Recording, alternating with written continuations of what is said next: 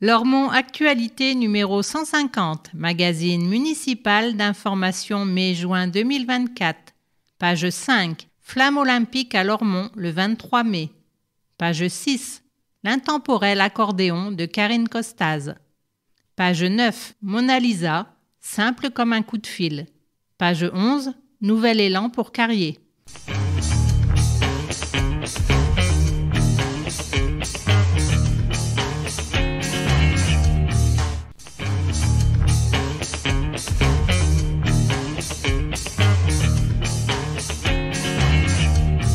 Entretien entre Lormont Actualité et Jean Touzeau, maire de Lormont. La flamme olympique passera à Lormont le 23 mai. C'est un moment historique. N'est-ce pas aussi hautement symbolique ?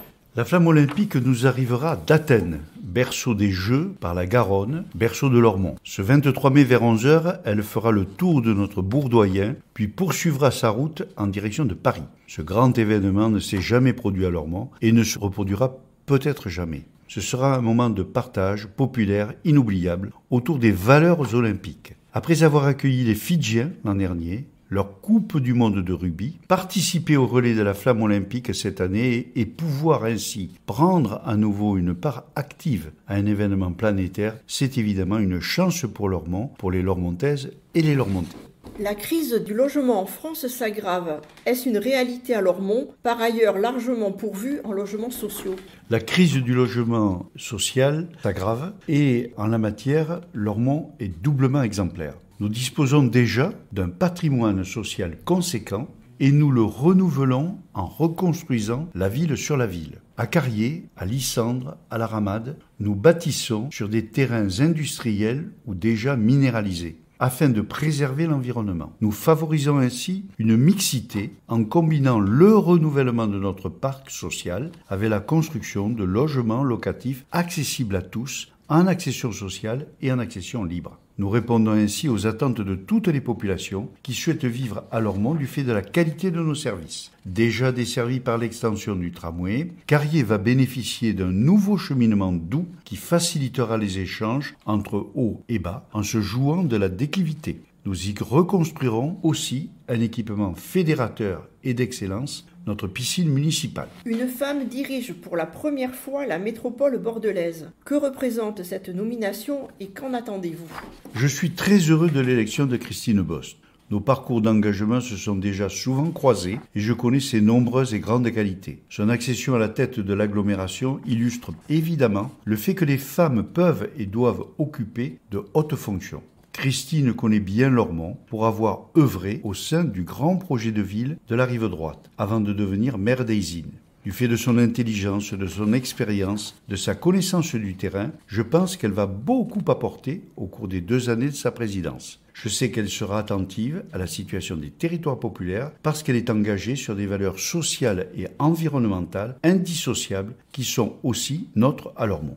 J'ai aussi une pensée particulière pour mon ami Alain Aziani, à qui Christine Bost succède, avec qui j'ai mené de nombreux combats. Le courage dont il fait preuve actuellement, comme tout ce qu'il a porté et porte encore, est exemplaire. Nous avons grand besoin aujourd'hui de cette exemplarité qu'ils incarnent tous les deux. Lormont Actualité numéro 150, magazine municipal d'information, mai-juin 2024.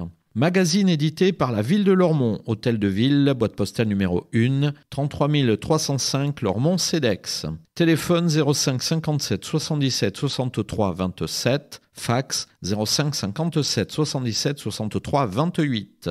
Site internet www.lormont.fr, mail mairie@lormont.fr. Directeur de la publication Jean Touzeau, rédactrice en chef Elisabeth Cousseau. Conception, rédaction, photographie et vidéo, Justine Adenis, Bernard Brisé, Elisabeth Cousseau, Sébastien de Cornuau, Médelise Duny, Françoise Duré, Renaud Durieux, Nelly Giordano, Émilie Mingeon.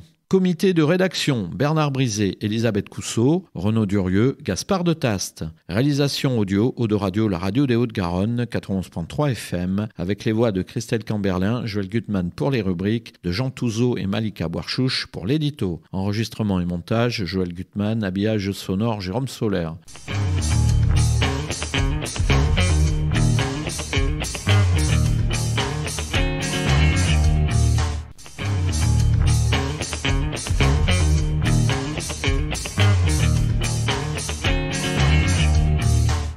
Au fait. Le second œuvre à l'honneur. Après une longue expérience dans les travaux maritimes, Henri Vergara suit une formation dans les métiers du bâtiment avec l'objectif ultime de monter un jour sa propre entreprise. Orienté par France Travail sur un chantier mis en place par la ville, il bénéficie d'un apprentissage soutenu dans les domaines de la peinture, de la pose de revêtements et de cloisons. D'origine chilienne, Henri Vergara a commencé à travailler à l'âge de 7 ans dans l'atelier de son père. Il vit en France depuis 23 ans et n'a cessé d'évoluer dans les différents corps de métier du BTP. J'ai passé les 15 dernières années de ma vie dehors dans le froid et les intempéries, explique Henri Vergara. Aujourd'hui à 42 ans, je veux gagner en polyvalence dans le second œuvre et travailler à l'intérieur dans un domaine qui demande précision et minutie. Par le passé, je me suis jamais senti très valorisée dans mon travail et du coup, je manque un peu de confiance en moi. Ici, bien qu'étant l'un des plus expérimentés, j'apprends tous les jours et je me perfectionne. J'essaie aussi d'apporter mon soutien aux plus jeunes et je les pousse à donner le meilleur d'eux-mêmes. À la fin du chantier, je veux que l'on dise que ce sont vraiment des pros qui ont fait le boulot. 13 participants de tous âges s'emploient à transformer en tiers-lieu ce local situé rue Jacques-Thibault à Carrier. D'une durée de 8 mois et confié à Batiform, spécialisé dans les métiers du bâtiment, la formation débouche sur l'acquisition d'un titre professionnel de niveau 3, CAP-BEP, d'agent de maintenance des bâtiments. Le projet est piloté par la ville de Lormont, soutenu par Domo France et financé par la région Nouvelle-Aquitaine et le département de la Gironde. Article complet sur lormont.fr. Rencontres citoyennes. Un nouveau cycle de rencontres citoyennes commence lundi 29 avril, salle Colmet, avec les habitants de Carrier. Les habitants des Hauts-de-Lormont ont rendez-vous mardi 28 mai à l'École Verte. Les résidents d'Alpille, Vincennes et Bois-Fleuri sont conviés le jeudi 20 juin, salle Condorcet. Rendez-vous à la rentrée pour les autres quartiers. Tous les Lormontais sont invités à y participer par quartier et toujours à 18h. Pour les habitants volontaires, ces rencontres pourront être suivies d'ateliers de co-construction afin de trouver des solutions adaptées aux problèmes soulevés. Plus d'infos 05 57 77 98 85 démocratie@lormont.fr.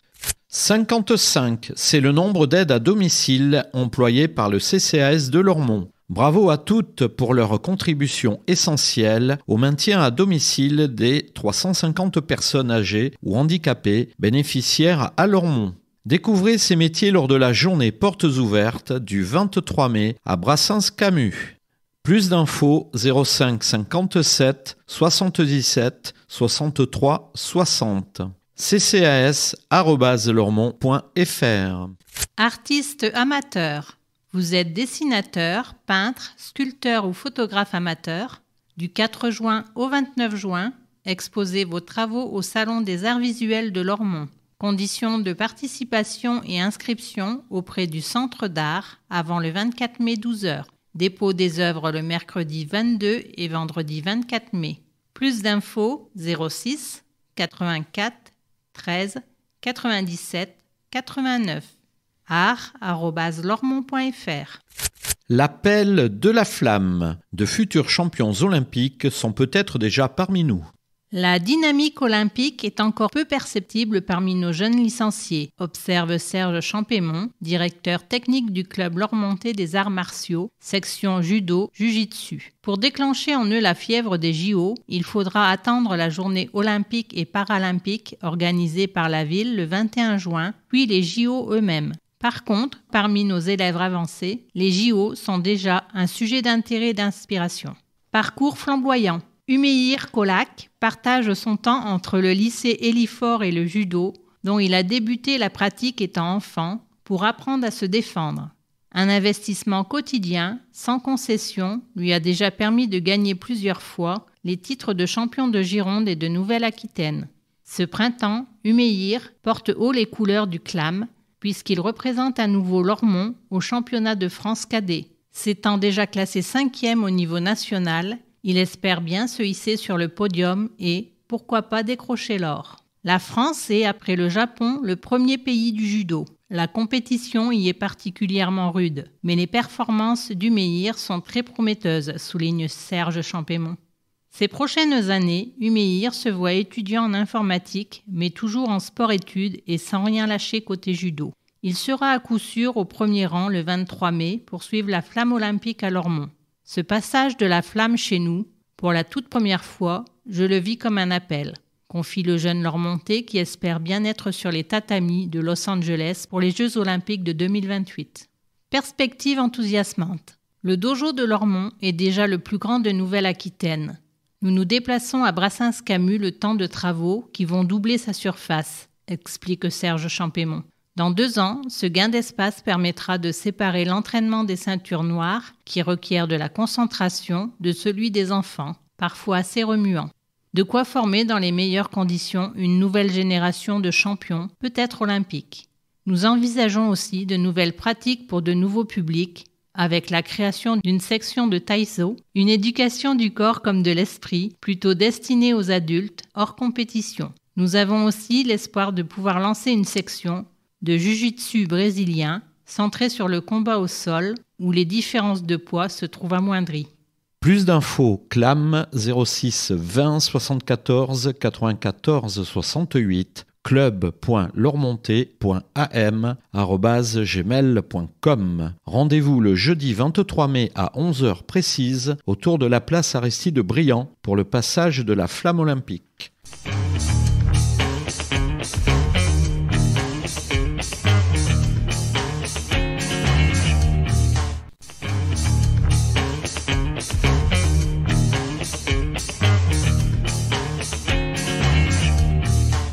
Au fait, suite, intemporel accordéon.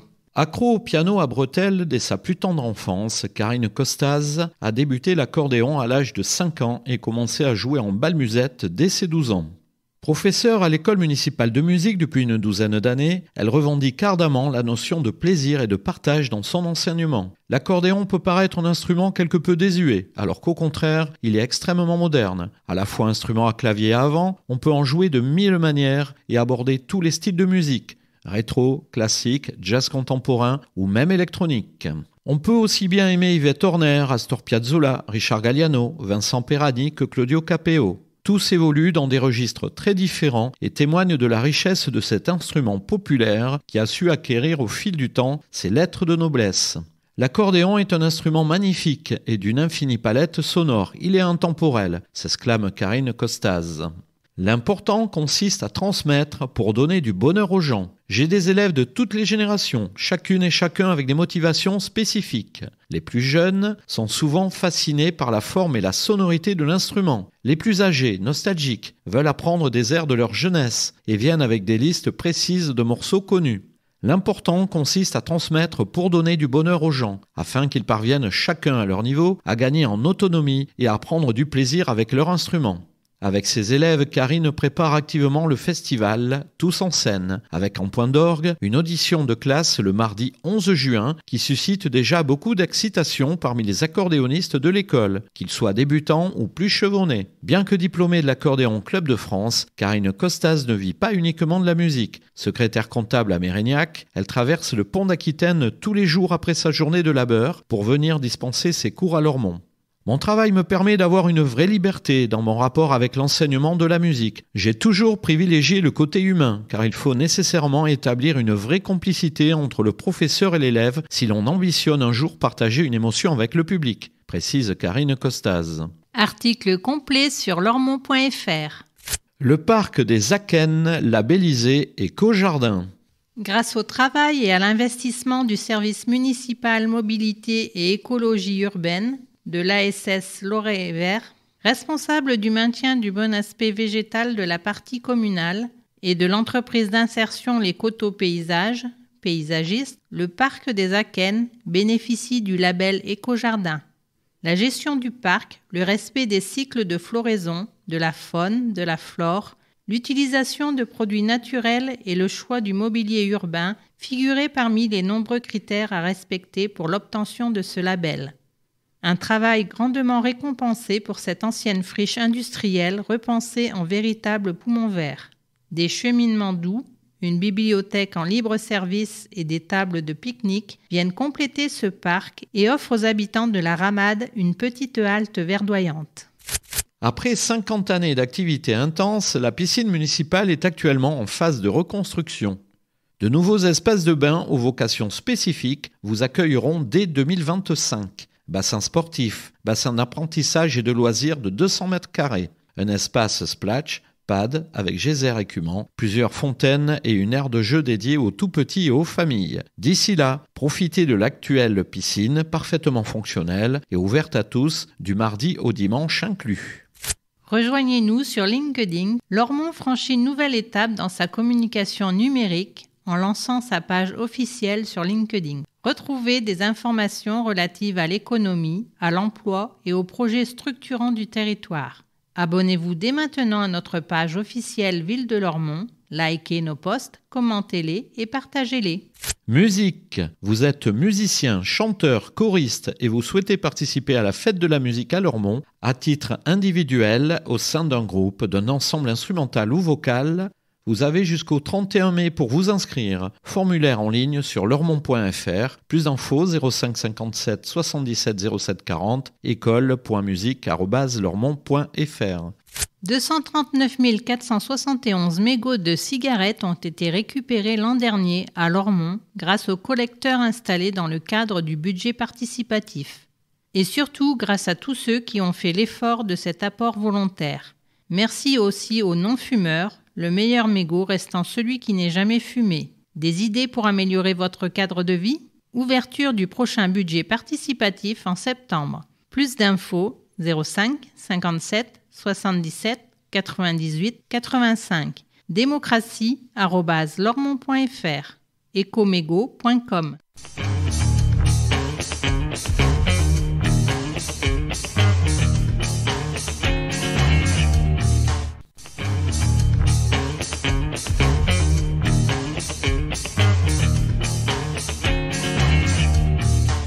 Au fait, fin.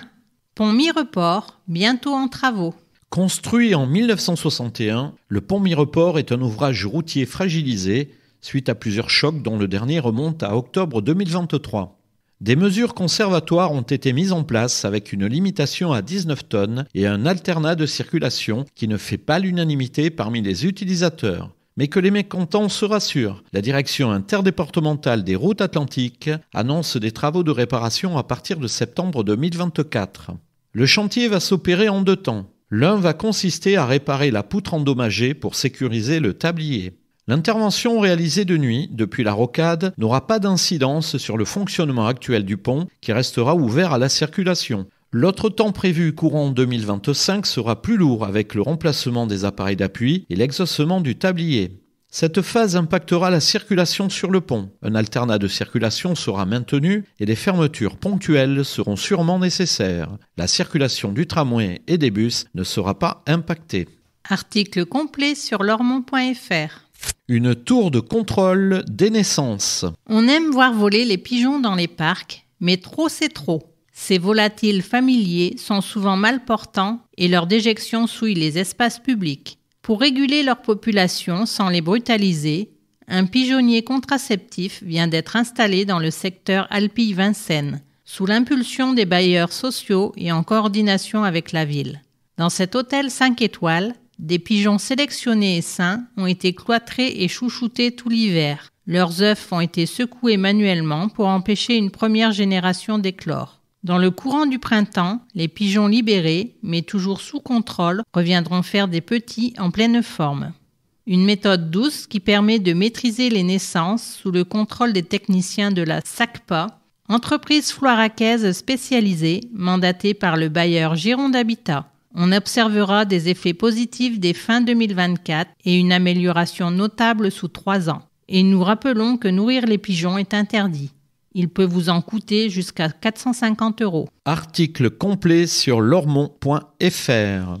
Rentrée 2024, inscription en ligne. Première année de maternelle, vous devez inscrire votre enfant à l'école. La démarche s'effectue en ligne jusqu'au 26 avril sur lormont.fr. Vous devez également renouveler en ligne les inscriptions périscolaires, accueil, transport et restauration. Des dossiers en format papier sont disponibles sur les accueils périscolaires et au pôle territorial Solidarité, situé 7 avenue de la Libération. Pôle inscription. Plus d'infos 05 57 77 60 20, pôle.inscription@lormont.fr. lormont.fr. Simple comme un coup de fil. Chaque mardi, Evelyne Magnan attend le coup de fil de la plateforme d'échange téléphonique du CCAS. Mona Lisa s'affirme comme l'un des outils et relais essentiels du dispositif Lormontais de lutte contre l'isolement.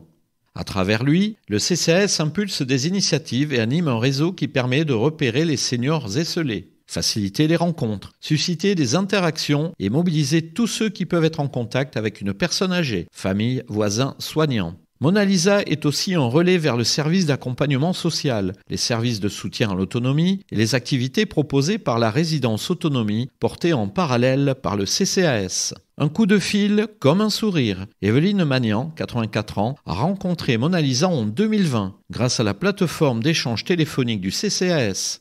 Depuis, tous les mardis, elle reçoit un appel de Bernadette, bénévole de la plateforme, avec Michel. Leur intervention est coordonnée par Laetitia Roch, la référente lormontaise de Mona Lisa. Elles sont très gentilles et disponibles, témoigne Evelyne.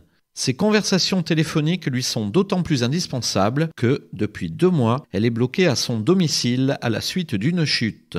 Elle remonte doucement la pente, épaulée par son frère qui habite juste à côté et un réseau qui s'est activé sous l'effet de Mona Lisa. Infirmières, médecins, agents du service municipal de transport à la demande, aide à domicile du CCAS lui sont autant de bulles d'air. Evelyne Skype aussi tous les jours avec sa fille qui vit à Paris. Emmanuel, le conseiller numérique du CCAS, passe régulièrement pour le soutien technique et moral. Bientôt, elle retrouvera les sorties à la médiathèque du Bois Fleuri, le Café Santé. Elle pourra aussi découvrir les mercredis solidaires, mis en place jusqu'à fin juin avec les jeunes lormontais, suivis par l'association de prévention des Hauts-de-Garonne, la JAG. Et pourquoi pas, elle y songe sérieusement se mettre au yoga.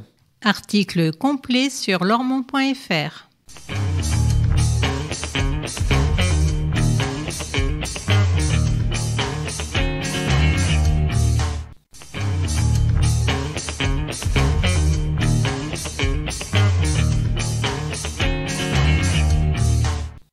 Regard.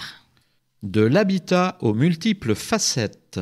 Membre du Conseil des Sages, André Galliot habite rue Louis Bates depuis 2006. Elle a vu le quartier se dessiner sous ses yeux.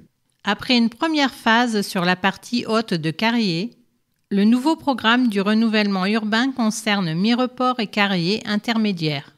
Dans les faits, il se traduit par des opérations de déconstruction-reconstruction, de réhabilitation et de relogement des habitants avec la volonté de promouvoir la mixité sociale et le développement économique local. Lorsque André Galliot achète son appartement sur Carrier, elle est séduite par un quartier déjà en pleine mutation et sa situation géographique favorable avec son accès autoroutier tout proche. Elle vit le renouvellement urbain de son quartier au quotidien. L'habitat doit contribuer à l'épanouissement des familles et des personnes.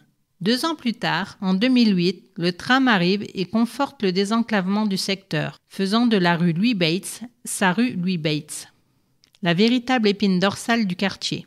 J'ai assisté à l'aménagement de la place Magendie, du pôle éducatif Romain-Roland, à la venue du tramway et à la construction du CFA, centre de formation d'apprentis employés en pharmacie, qui ont amené de nouvelles populations et un autre type de public. Les commerces de services ont pu se développer, mais il manque encore de vrais lieux de convivialité de type bar, restaurant, qui favoriseraient les échanges humains. L'aspect architectural est très séduisant, mais le renouvellement urbain n'a d'intérêt que s'il permet de mieux vivre ensemble. L'habitat doit contribuer à l'épanouissement des familles et des personnes, mais seul il ne suffit pas. J'attends beaucoup du centre social fraîchement installé, car il aura un rôle primordial à jouer auprès de la jeunesse, précise André Galliot. Nous devons proposer des perspectives et des loisirs à notre jeunesse. La difficulté rencontrée lors des différentes opérations de renouvellement urbain consiste justement à transformer en profondeur des quartiers présentant des fragilités et des difficultés socio-économiques au-delà de la simple notion de bâti. La diversification sociale passe par le volet économique et de nouvelles activités créées. Il y a un vrai déficit de commerce de proximité. C'est un peu compliqué pour faire ses courses. Le plus proche reste le Carrefour Contact près du pont Mireport. Pas toujours simple si l'on habite dans le Bas-Carrier. La création d'un tiers-lieu, rue Jacques-Thibault, est une très bonne chose en termes de coworking, tout comme la rénovation de la piscine municipale. Nous devons proposer des perspectives et des loisirs à la jeunesse pour lutter contre toute forme de ressentiment qui débouche le plus souvent sur des comportements d'incivilité. Le challenge n'est pas aisé, mais je reste très optimiste. Installé à Carrier depuis 18 ans, je ne regrette absolument pas mon choix car ce quartier a un énorme potentiel, s'exclame enthousiaste André Gaillot. L'accompagnement du développement économique et de l'emploi local demeure au cœur du projet de cette nouvelle phase de renouvellement urbain menée jusqu'en 2028. Du social à l'économique, le rôle joué par l'habitat revêt de multiples facettes. Il doit surtout relever le défi de susciter de nouvelles évolutions pour l'amélioration de notre qualité de vie.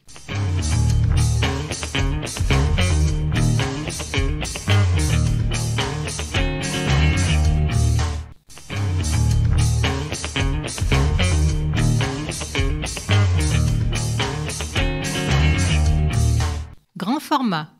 Nouvel élan pour Carrier. Il y a 20 ans, le renouvellement urbain changeait le visage de Lormont en suivant le tracé du tout nouveau tramway. Comme le cœur de Génicard, le Haut-Carrier s'en est trouvé transformé. L'heure en est à une nouvelle phase de rénovation urbaine qui profitera au secteur Mireport puis au Bas-Carrier.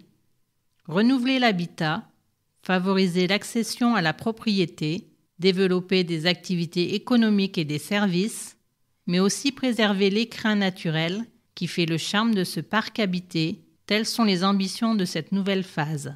À découvrir en grand format. Centre socio-culturel Cœur de Vie. Animatrice historique du centre socio-culturel de Carrier, Linda se souvient de chacun des bâtiments occupés par l'association au cours des 20 dernières années, dans le haut comme dans le bas Carrier. C'est que le centre social, devenu établissement public, investi rue Louis Bates, est à coup sûr le plus facile à trouver, juste en face de la station de tramway Carrier, et le plus lumineux avec ses grandes baies vitrées. S'agissant des locaux d'une ancienne brasserie, il est aussi doté d'une belle cuisine, prometteuse de sympathiques et savoureux ateliers cuisine. Directrice du centre social Carrier depuis l'automne dernier, la souriante Candy Lilou place justement la convivialité et la gourmandise en tête des qualités d'un centre social, parce qu'elles sont de formidables moteurs pour tout type de projet. Les habitants et les associations du quartier sont ainsi invités à venir pousser la porte pour voir ce qui se fait, rejoindre des activités existantes ou en proposer de nouvelles.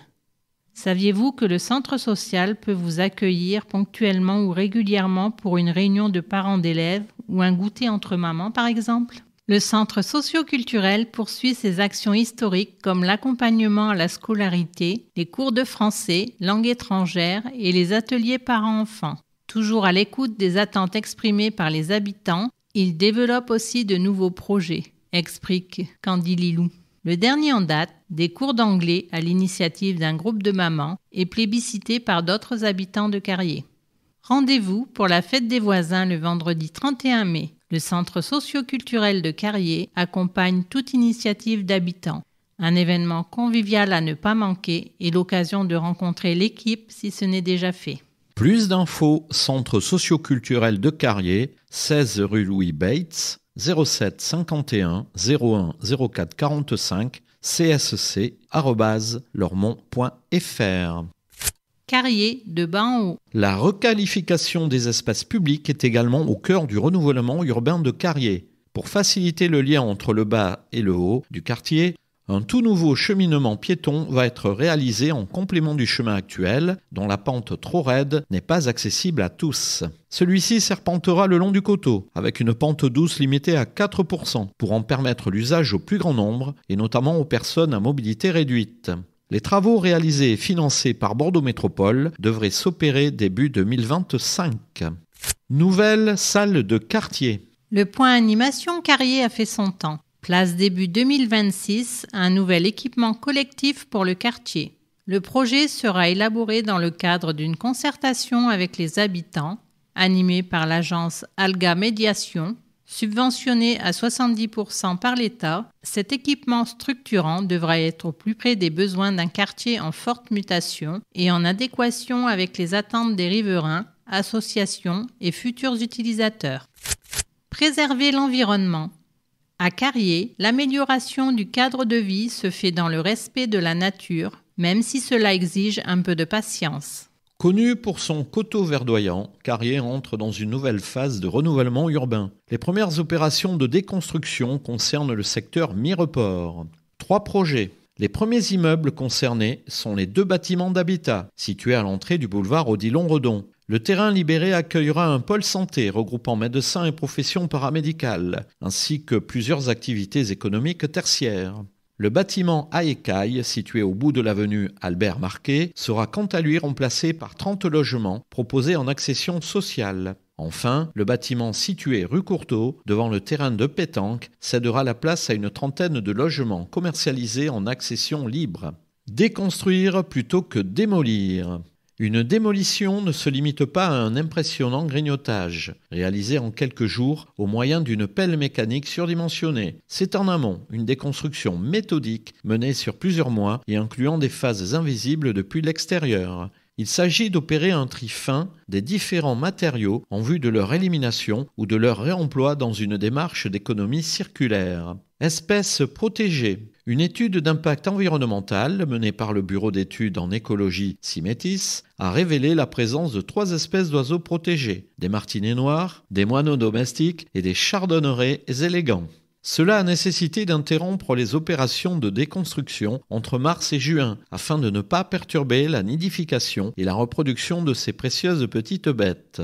Martinets, moineaux et chardonnerets doivent retrouver un site propice à leur prochaine nidification. Domofrance s'est ainsi engagé à aménager des aires végétales spécifiques et à inclure des nichoirs adaptés dans ces bâtiments réhabilités. Des mesures certes contraignantes, mais indispensables à la préservation de la biodiversité dans ce quartier verdoyant, désormais envisagé comme un parc habité.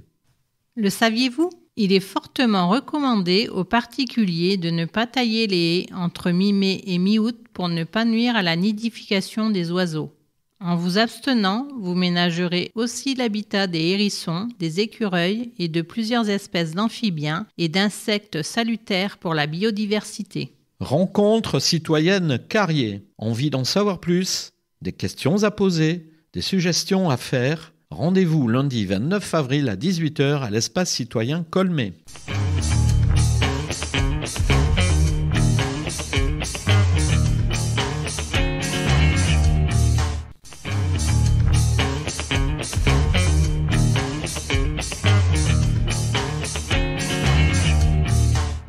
Pratique. Encombrant. Vous habitez en maison individuelle, merci de sortir vos encombrants la veille du jour de collecte, c'est-à-dire le mardi 14 mai pour la collecte du 15 mai, le mardi 4 juin pour la collecte du 5 juin. Cette recommandation ne concerne pas les copropriétés et l'habitat collectif public qui doivent se référer aux consignes des bailleurs et syndics. Plus d'infos 05 57 77 63 40 bit.ly/encombrant Lormont.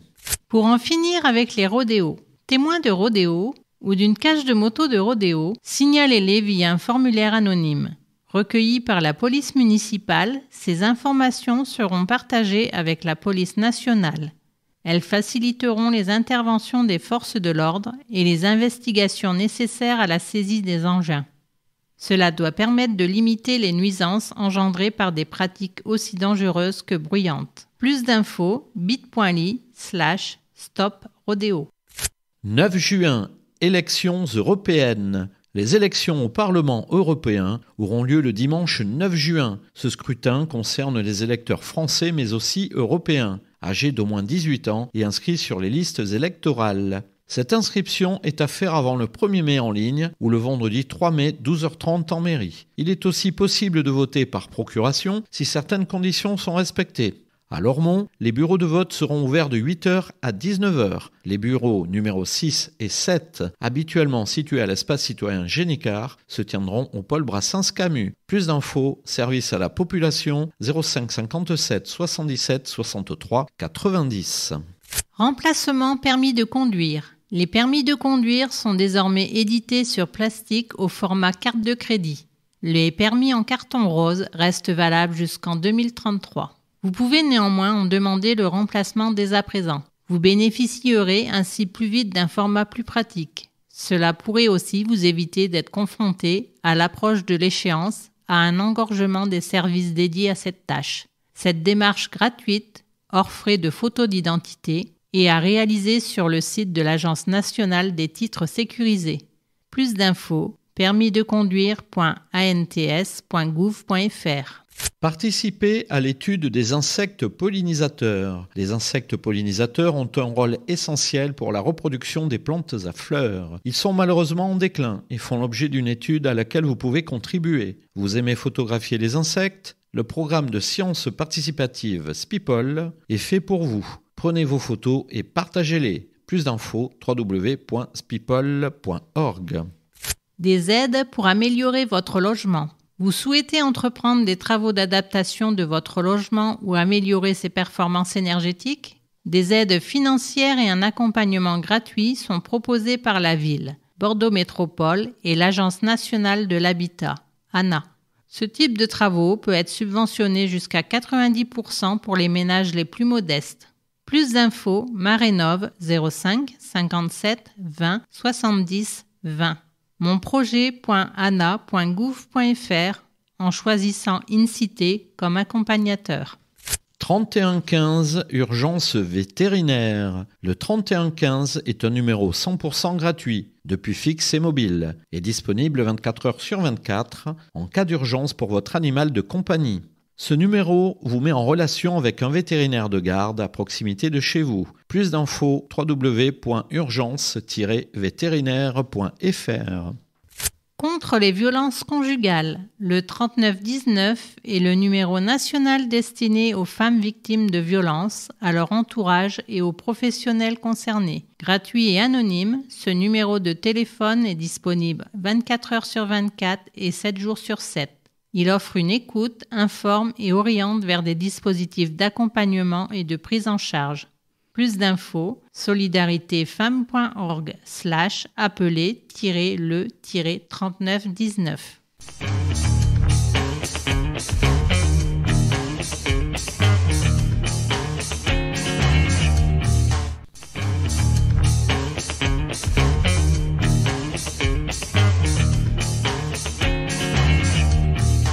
Tribune, espace d'expression des groupes politiques conformément à la loi du 27 février 2002.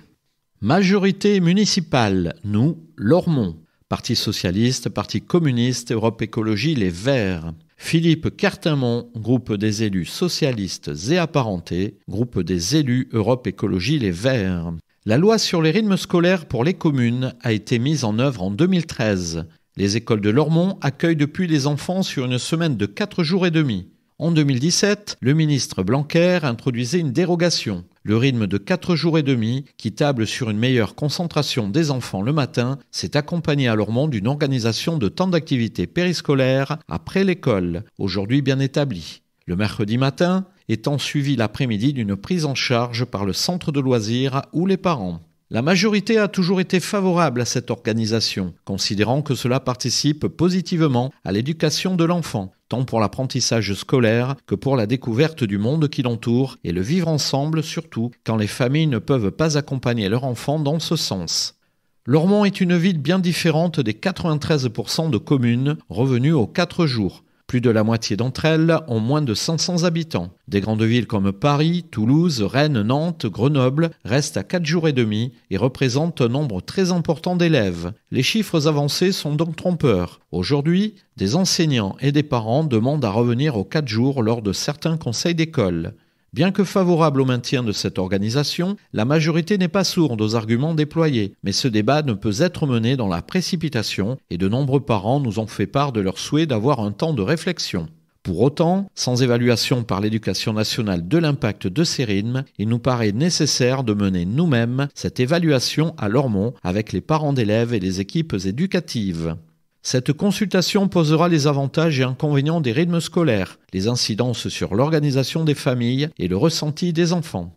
Le choix du rythme scolaire n'est anodin ni pour les familles, ni pour la municipalité, dont ses animateurs, ni pour les associations qui animent certains temps périscolaires, ni pour le centre de loisirs chargé d'accueillir les enfants le mercredi. La majorité souhaite que cette évaluation-consultation se déroule sur l'année scolaire 2024-2025 et invite les parents d'élèves, les équipes éducatives et tous les partenaires de notre cité éducative à y participer. Un objectif, l'intérêt de l'enfant. Jean-Claude Feugas, groupe élu communiste. Ce débat sur le rythme scolaire est devenu nécessaire afin de répondre à un dialogue qui s'est instauré sans qu'aucune évaluation ait eu lieu sur le rythme actuel mis en place par la loi en 2013. C'est la décision politique du ministre Blanquer en 2017, avec la possibilité de dérogation, qui a volontairement provoqué cette situation de divergence sur le rythme entre pour et contre. Cela a ainsi permis de continuer à dégrader la situation vers un délabrement de l'école publique. Voilà le vrai fond du problème. Lormont, ville française. Groupe Rassemblement National pour Lormont, rnlormont@gmail.com. La Villa Valmont, acquise par Bordeaux Métropole pour 1,5 million d'euros, est louée par la ville de Lormont. Le montant de la location est impossible à obtenir. La ville a remis en état la villa pour 1,7 million d'euros. Notre argent a été investi dans une propriété qui ne nous appartient pas et dont vous et nous ne pouvons pas jouir.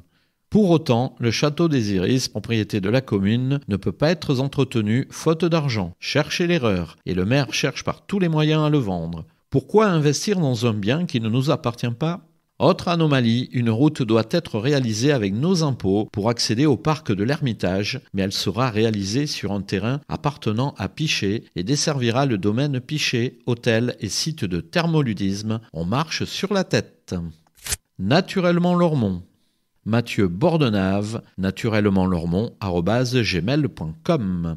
1. Quoi qu'il en coûte, de la majorité financière et morale qui plonge la commune dans des choix controversés.